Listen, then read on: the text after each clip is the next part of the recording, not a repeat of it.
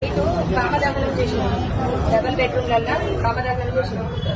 అయితే ఒక ముస్లిం వ్యక్తి సంచి నిండా చెప్పులు తీసుకొచ్చి కామదహనం చేసిండు.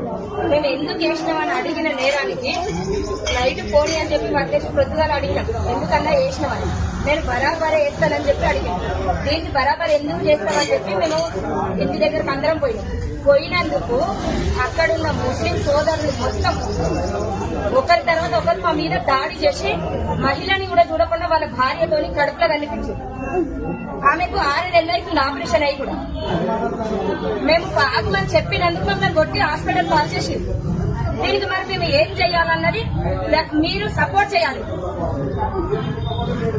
దయచేసి హిందూ సేవ సమితి మొత్తం రావాలి మా కోసం. ఇది మన కోసం జరిగిన ఉన్మాద వ్యక్తులు ఉన్నారు అక్కడ.